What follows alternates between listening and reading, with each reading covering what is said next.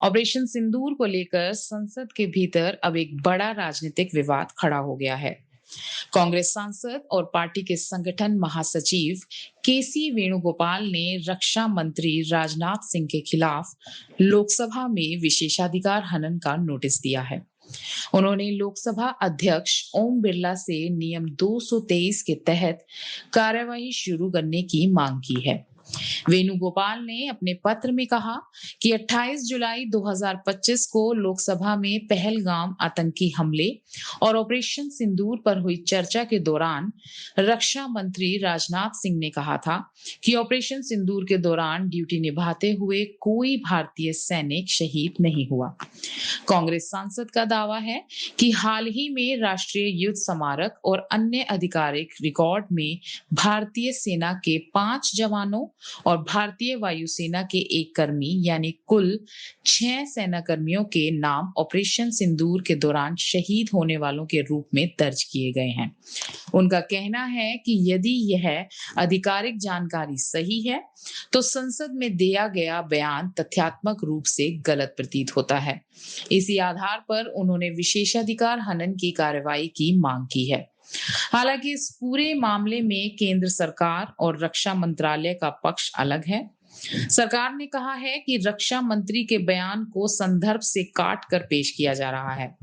रक्षा मंत्रालय के अनुसार राजनाथ सिंह का बयान उस समय सोशल मीडिया पर चल रहे उस दावे के जवाब में था जिसमें कहा जा रहा था कि ऑपरेशन के दौरान भारतीय लड़ाकू विमानों और पायलटों को नुकसान हुआ था। मंत्रालय का कहना है कि रक्षा मंत्री की टिप्पणी उसी विशेष संदर्भ में थी, न कि पूरे ऑपरेशन के दौरान हुई सभी सैन्य हानियों के बारे में। रक्षा मंत्रालय ने यह भी स्पष्ट किया है कि ऑपरेशन सिंदूर में शहीद हुए 6 सैन्यकर्मियों की जानकारी कभी छिपाई नहीं गई है।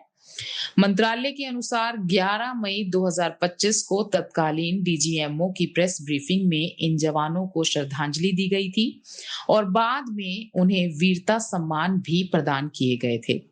सरकार का कहना है कि हाल ही में राष्ट्रीय युद्ध स्मारक पर उनके नाम अंकित किए जाने का मतलब ये नहीं है कि उनकी शहादत पहली बार स्वीकार की गई है। अब ये मामला केवल राजनीतिक बयानबाजी तक सीमित नहीं है, बल्कि संसद की कार्यवाही और संसदीय परंपराओं से भी जुड़ गया है। यदि लोकसभा अध्यक्ष इस नोटिस को स्वीकार करते हैं, तो आगे संसदीय नियमों के अनुसार प्रक्रिया अपनाई जा सकती है। फिलहाल इस पर कोई अंतिम निर्णय नहीं हुआ है, यानी इस समय 2 अलग-अलग पक्ष सामने हैं। कांग्रेस का आरोप है कि संसद को गुमराह किया गया, जबकि सरकार का कहना है कि रक्षा मंत्री के बयान को गलत संदर्भ में प्रस्तुत किया जा रहा है। अंतिम निष्कर्ष संसदीय प्रक्रिया और उपलब्ध आधिकारिक रिकॉर्ड के आधार पर ही सामने आएगा। यह खबर इस समय सोशल मीडिया पर तेजी से वायरल हो रही है। आप इस पूरे मामले पर क्या सोचते हैं? क्या संसद में दिए गए बयानों की अलग से समीक्षा होनी चाहिए या सरकार का स्पष्टीकरण पर्याप्त है? अपनी राय कमेंट में जरूर बताइए।